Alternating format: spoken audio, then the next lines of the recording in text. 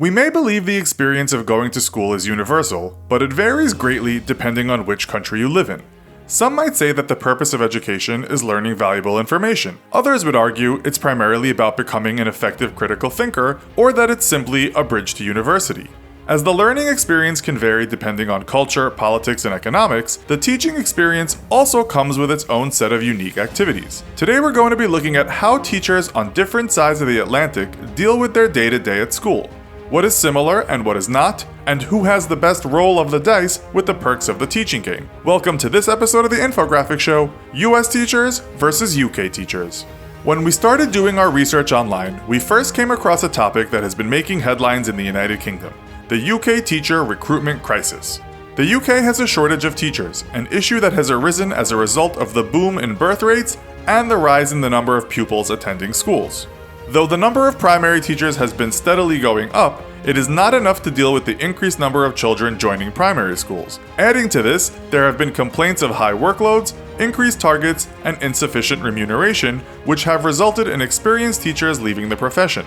According to a YouGov poll, 53% of teachers are considering leaving their jobs. 11,000 young teachers actually leave during training, a figure that is 3 times more than it was 6 years ago.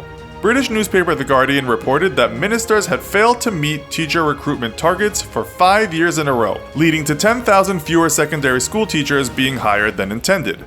And that recruitment target for computing teachers had been missed by more than 1,000 over a 5-year period, a shortfall in physics teachers of almost 1,200, and the target for mathematics teachers has been missed by 1,850 recruits.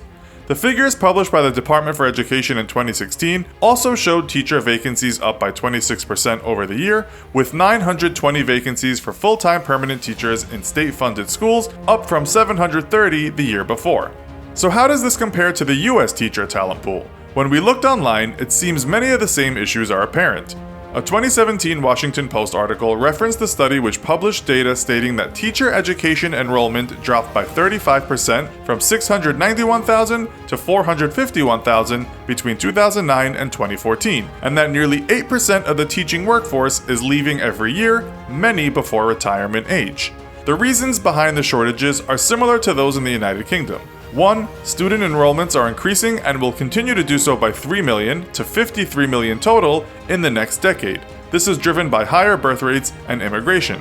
2. Teacher attrition is high, at 8% annually, with 2/3 of those that leave doing so before retirement age, and most because of dissatisfaction with the conditions of their employment. So it seems there is a similar situation with the teacher shortage in both the UK and the US. So this is all interesting, but what about the day-to-day experience of those teachers who are working in schools? How do the jobs compare? We took a look at salaries, and using data from the OECD, we did some side-by-side comparisons. This is what we found out. For starting salaries, US teachers are paid up to $42,000, whereas in England it is up to $31,000. For teachers working in the industry beyond 15 years, US teachers are paid up to $45,000, and in England it's $42,000. For top-of-the-scale teachers, US teachers are paid up to $46,000, whereas in England it is still $42,000. Looking at how the ages of these teachers compare, the average age of a school teacher in America is 43, whereas in England it is 39. In fact, teachers in England are the 5th youngest based on a survey of 5 million teachers in 34 countries. So US teachers do a little better on the salary front, but maybe there are some other drawbacks. What about working hours? Well, unfortunately for those teachers in England, the lower pay doesn't equal lower hours. According to a study that was referenced in an article in the UK newspaper The Independent, teachers in England work longer hours than almost anywhere else in the world. The study found secondary school teachers work an average of 48.2 hours per week, with 1 in 5 working 60 hours or more. That's an extra 2.7 hours per week compared to teachers in America. The extra hours are spent on marking papers, lesson preparation, and filling out forms. So the pros of teaching certainly seem to be weighted to the US side, but an area we haven't explored is teaching materials and supplies. UK schools are provided with supplies such as pens, paper, and learning resources, and though we did find some cases where the school budget had been exhausted and the teachers had to dip into their own pockets, these seem to be isolated. However, in the US, this is a highly controversial area, and in many cases, teachers are being lumbered with large bills for supplies, which if they do not buy, the teaching activities may not happen. According to a study by the National School Supply and Equipment Association, US teachers spend around $500 of their own money each year on supplies for their students, and in 2015, when the Huffington Post asked teachers to tweet how much they spent on their classrooms, many replied saying several $100s and some even several thousand, so this $500 average might be low. We all know the importance of good teachers, so let's look at what the data says in terms of student perspective. Statistics from an ING Foundation survey told us this: roughly 88% of people say a teacher had a significant positive impact on their lives.